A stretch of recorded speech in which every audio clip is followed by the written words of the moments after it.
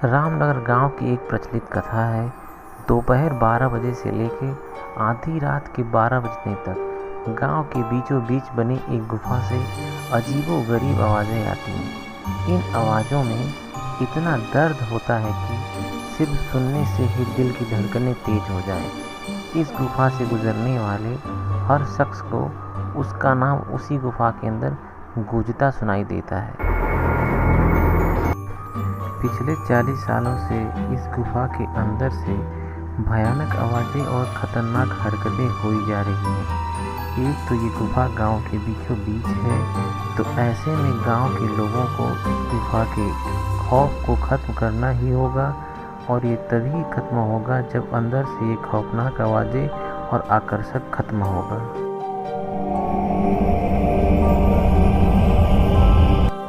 साल 2011 की बात है, जब दो पैरानॉर्मल इन्वेस्टिगेटर हर्षित और निखिल को इस गुफा का रहस्य जानने के लिए बुलाया जाता है। दोनों गुफा की ओर जाते हैं, तभी गांव का एक आदमी गोपाल उन दोनों से कहता है।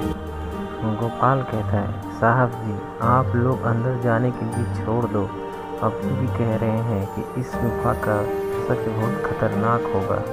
राजू कहता है, अरे गोपाल जी, हमारी तो ये ड्यूटी है, हमारा डिपार्टमेंट हमें जो टास्क देता है उसे तो पूरा करना ही होगा।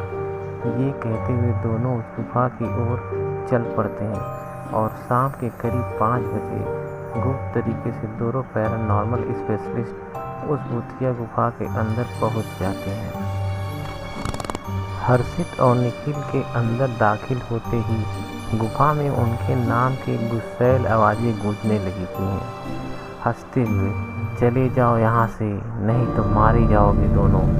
तुम दोनों इस दर्द की दुनिया से बाहर निकल जाओ, नहीं तो दोनों की मौत आज रात 12 बजे तय है।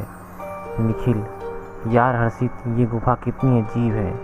आज तक ऐसा कोई केस हैंडल नहीं किया जहाँ बेजुबां गुफा धमकी देती हो। हर्षित, भूतिया जगह हमेशा अजीब और ख़तरनाक ही होती है।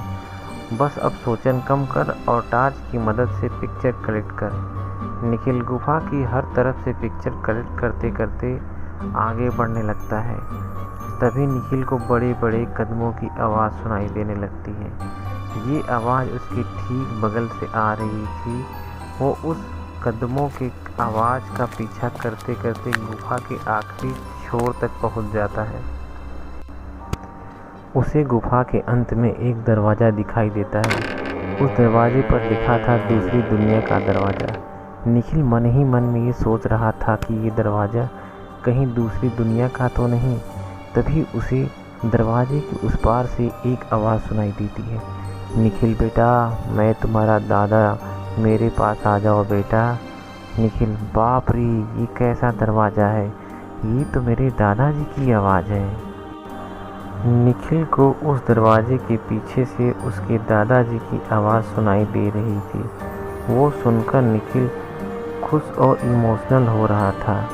इसी इमोशन में वो एक गलती करने जा रहा था।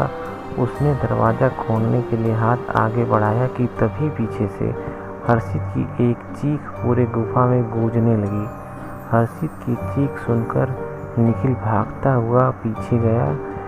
निखिल हर्षित के पास पहुंचा। वह बिल्कुल नॉर्मल खड़ा था, जैसे कुछ हुआ ही न हो। निखिल हर्षित से, ये कैसा गंदा मजाक है, तुम अभी चीखे क्यों? हर्षित हल्का मुस्कुराता हुआ चुपचाप खड़ा रहा।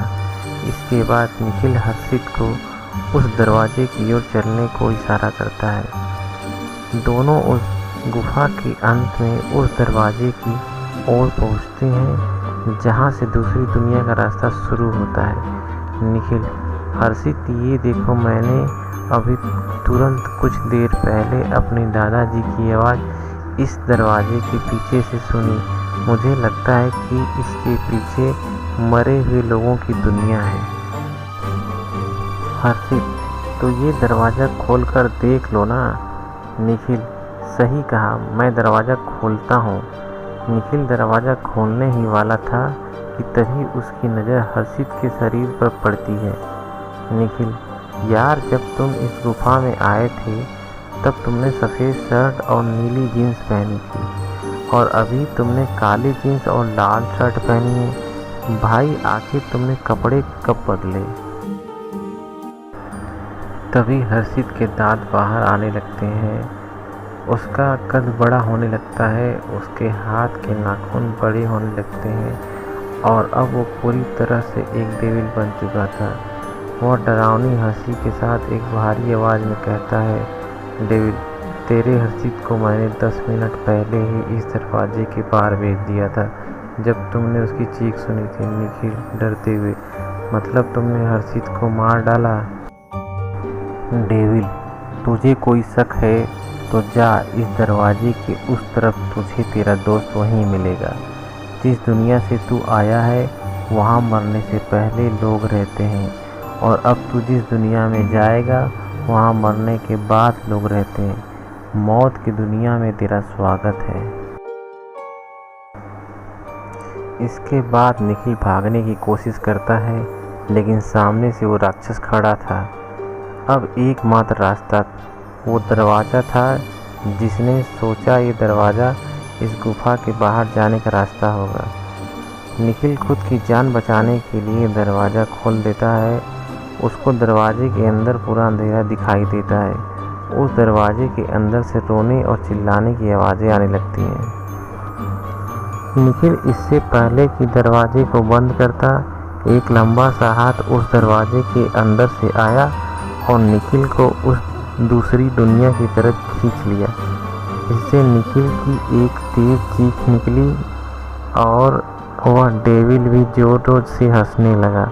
आज तक कई लोगों ने गुफा के अंदर जाकर उसके रहस्य को जानने की कोशिश की है लेकिन कोई भी उस गुफा का रहस्य जान न सका।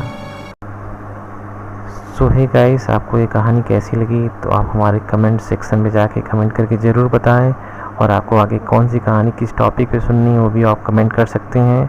और इस चैनल को प्यार दें, लाइक करें, सब्सक्राइब करें और वीडियो को ज़्यादा से ज़्यादा शेयर करें। Thank you.